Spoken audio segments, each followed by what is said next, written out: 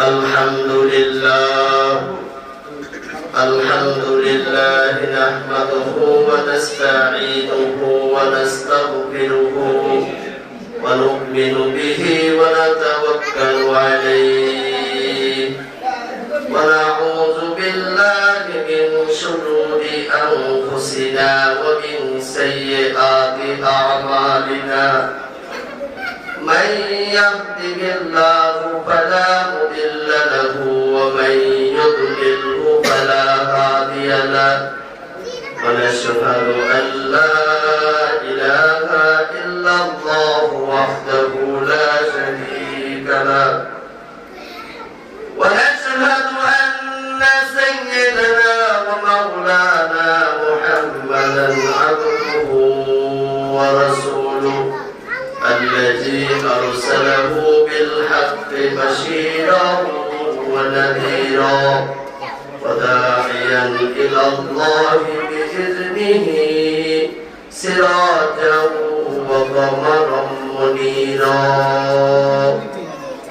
أما بعد فأعوذ بالله من الشيطان الرجيم بسم الله الرحمن الرحيم يرفع الله الذين آمنوا منكم والذين أوتوا العلم درجات والله بما تعملون خبير وقال رسول الله صلى الله عليه وسلم من سلك طريقا يطلب فيه علما سلك الله به طريقا من طرق الجنة وإن الملائكة لتضع أجنحتها رضا لطالب العلم وإن العالم ليستغفر له من في السماوات والأرض والحيتان في جوف الماء وفضل العالم على العابد كفضل القمر ليلة البدر على سائر الكواكب وإن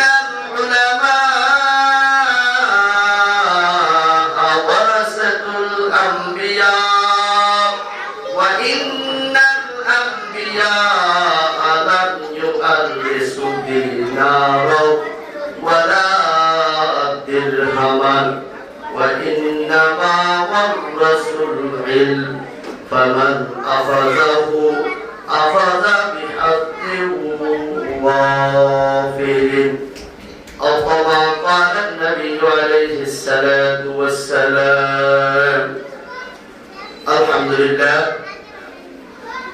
সমস্ত প্রশংসা মহান আল্লাহ তাআলার জন্য যে মহান আল্লাহ তাআলা আমাদেরকে আজকের এই তামিরুল মুলক আদর্শ বালিকা মাদ্রাসার উদ্যোগে আয়োজিত আজকের এই দোয়া মাহফিলের মধ্যে অংশগ্রহণ করার তৌফিক দান করেছেন আমরা সকলেই শুকরিয়া আদায় করি আলহামদুলিল্লাহ আলহামদুলিল্লাহ আল্লাহ তাআলা নিয়ামতের শুকরিয়া আদায় করলে নিয়ামত কি বাড়ে না কমে আল্লাহ তাআলা নিয়ামতের শুকরিয়া আদায় করলে আল্লাহ তাআলা নিয়ামত বাড়িয়ে দেয় এজন্য প্রত্যেকটা কাজের শুরুতেই প্রশংসা করব কার আল্লাহ তাআলা তাহলে কি রকম হবে আল্লাহ তাআলা খুশি হবে আল্লাহ তাআলা খুশি হইয়া আমাদেরকে নিয়ামত আরো বেশি করে বাড়িয়ে দেয় আজকে মাহফিলের সম্মানিত সভাপতি সম্মানিত প্রধান আলোচক মাওলানা আকরাম হোসেন আনসারী আমাদের শ্রদ্ধেয় বড় ভাই এবং বিশেষ অতিথিবৃন্দ সকলকে আন্তরিক শুভেচ্ছা ও মোবারকবাদ জানাচ্ছি। আমি পবিত্র কোরআনুল কারীমের সূরা মুজাদালার 11 নম্বর আয়াত করেছি রাসূলুল্লাহ সাল্লাল্লাহু আলাইহি ওয়াসাল্লামের অগণিত হাদিস বান্দা থেকে একটি হাদিস শরীফ আপনাদের সামনে পাঠ করেছি। আল্লাহ সুবহানাহু ওয়া তাআলা যদি তৌফিক দান করেন তেলাওয়াতকৃত আয়াত এবং হাদিস থেকে আমরা আলোচনা করব। ওয়া তাওফীকি ইল্লা বিল্লাহ। আল্লাহ তাআলা এই পৃথিবীতে সর্বপ্রথম যখন মানব বানাইলেন, কি বানাইলেন? মানব বানাইলেন। আমাদের আদি পিতা হযরত আদম আলাইহিস সালাতু সাল্লামকে বানাইলেন। আদম আলাইহিস সালাতু সাল্লামকে বানানোর পরে আল্লাহ তাআলা সর্বপ্রথম আদম আলাইহিস সালাতু সাল্লামকে ইলম শিক্ষা দিয়েছেন। কি শিক্ষা দিয়েছেন? ইলম শিক্ষা দিয়েছেন। কারণ ইলম ছাড়া মানুষের কোনো দাম নাই, মর্যাদা নাই। যে ব্যক্তির কাছে ইলম আছে তার দাম আছে, যার কাছে ইলম নাই তার দাম নাই।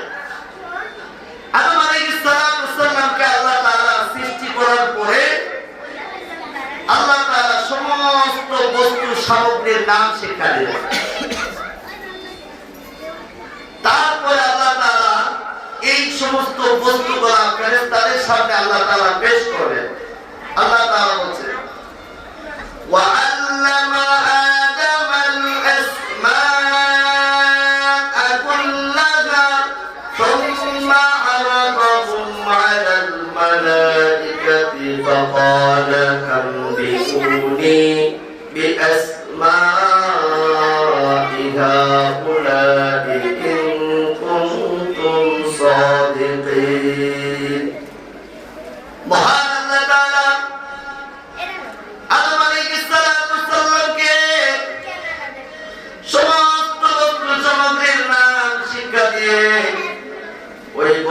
সামগ্রীগুলা ফেরেশতাদের সামনে আল্লাহ তাআলা পেশ করলেন এবং ফেরেশতাদেরকে বললেন, ও ফেরেশতারা,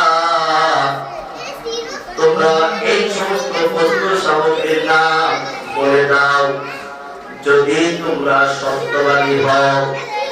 ফাকালা আনবিউনি বিআসমা'i হাউলা'i ইন কুনতুম সাদিকিন।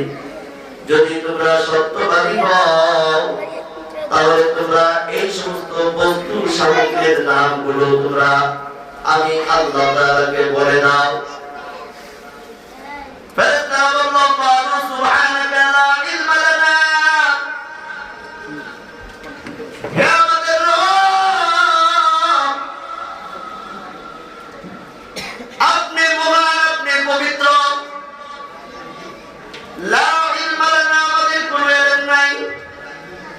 ইল্লা মা আল্লামতানা, যে ইলম আপনি আমাকে দিয়েছেন, আপনি আমাদেরকে দিয়েছেন, ওই সমস্ত ইলম ছাড়া আমাদের কোনো ইলম নাই। ইন্নাকা আনতাল আলিমুল হাকীম, নিশ্চয় আপনি মহাবিজ্ঞ, মহাজ্ঞানী। জোরে জোরে বলুন সুবহানাল্লাহ, সুবহানাল্লাহ। আল্লাহ তাআলা বলেন, ক্বালা ইয়া আদম আনবিহুম বিআসমাইহিম।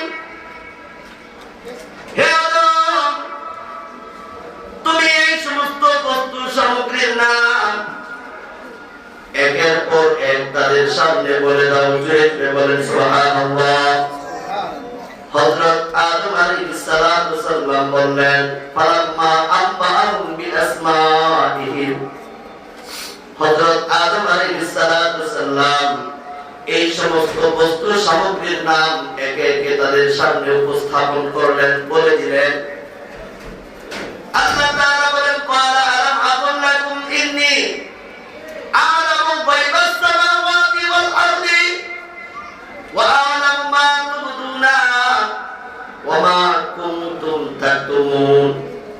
আমি কি তোমাদেরকে বলিনি আমি আল্লাহ তাআলা আসমান এবং জমিনের মধ্যে যা কিছু লুকায়িত আছে সব কিছু সম্পর্কে আমি আল্লাহ তাআলা অবগত আছি। জোরে জোরে বলেন সুবহানাল্লাহ, সুবহানাল্লাহ। এবং তোমরা যা কিছু লুকায় রাখো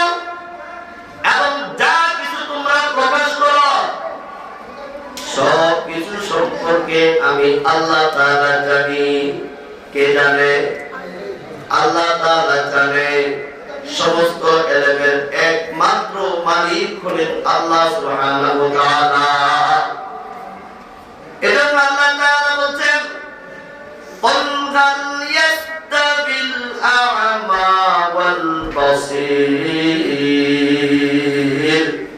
হে নবী, আপনি বলুন অন্ধ আর চক্ষুমান কি সমান হইতে পারে নাকি?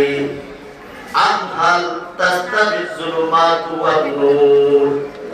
আলো আর অন্ধ কি এক এবং অভিন্ন হয় নাকি? আল্লাহ বলেন কুল হাল ইয়াস্তাবিল লাযীনা ইয়ালামুনা ওয়াল লাযীনা লা ইয়ালামুন।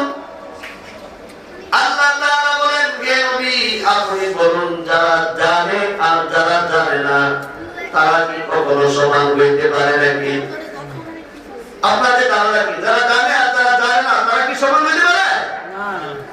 যারা জানে তাদের মর্যাদা আল্লাহর কাছে অনেক বেশি, আর যারা জানে না তাদের মর্যাদা অনেক কম। এজন্য এলেম হলো সবচেয়ে বড় নিয়ামত। এলেম কি? সবচেয়ে বড় নিয়ামত। এজন্যই আল্লাহ তাআলা যাদেরকে এলেম দিয়েছে তাদের মর্যাদা অনেক উঁচু করে দিয়েছে। আল্লাহ তাআলা বলেন ইয়ারফাইল্লাহুল্লাযীনা আমানু মিনকুম ওয়াল্লাযীনা উতুল ইলমা দারাজাত। আল্লাহ তাআলা বলেন যারা ঈমানদার এবং ইলম প্রাপ্ত হয়েছে আমি আল্লাহ তাআলা তাদের মর্যাদা সুউচ্চ করে দিয়েছি। জুড়ে জুড়ে বলেন সুবহানাল্লাহ।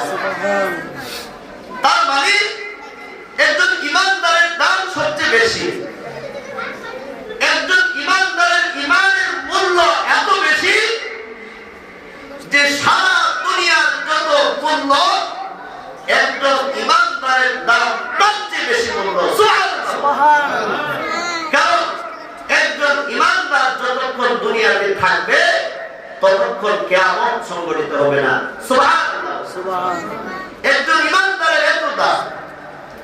হাদিস শরীফের মধ্যে আল্লাহর নবী বলেন লা তাকুমুস সাআ আলা আহাদিন ইয়াকুলু আল্লাহ আল্লাহ।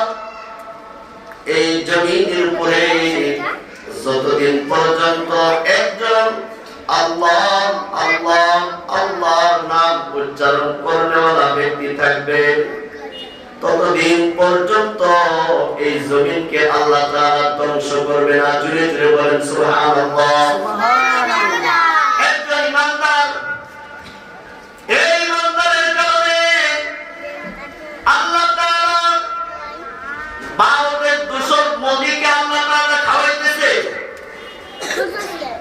আমেরিকার ডোনাল্ড ট্রাম্পকে আল্লাহ তাআলা খাওয়াইতেছে। এই ঈমানদারদের কারণে আল্লাহ তাআলা সারা পৃথিবীর যত আস্তিক আর নাস্তিক, ইহুদি, খ্রিস্টান, বিধর্মী, বৌদ্ধ, হিন্দু এবং যত অমুসলিম আছে আর আমাদের বাংলাদেশে যত স্বৈরাচারের দোসর আছে, এই ঈমানদারদের ঈমানের বদৌলতে আল্লাহ তাআলা তাদেরকে খাওয়াইতেছে। জুড়ে জুড়ে বলেন ঠিক কিনা?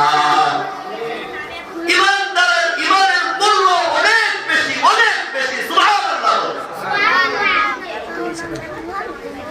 আল্লাহ রাসূল সাল্লাল্লাহু আলাইহি ওয়াসাল্লাম বলেন মিন আশরাতি সাআতি আই ইউরফা'আল ইলম। যতক্ষণ পর্যন্ত জমিনে ইলম থাকবে ততক্ষণ পর্যন্ত কিয়ামত সংঘটিত হবে না। কি সংঘটিত হবে না? ততক্ষণ পর্যন্ত কিয়ামত সংঘটিত হবে না।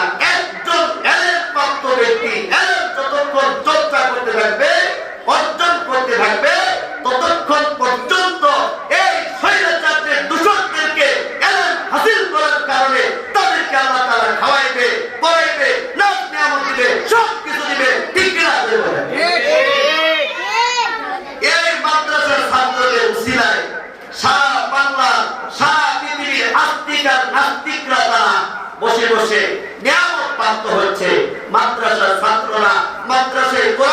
তেলাওয়াত করতেছে, যার কারণে আল্লাহ জমিনকে ধ্বংস করে না।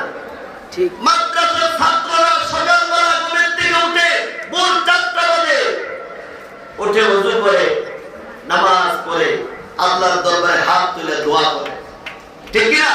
ঠিক। আর এই আস্তিক আর নাস্তিকরা এই সময় ঘুমিয়ে থাকে। তারা ঘুম থেকে উঠে 8টা 10টা 11টা 12টার সময় ঘুমের থেকে উঠে। তাদেরকে আল্লাহ তাআলা খাওয়াইতেছে কিসের বরকতে?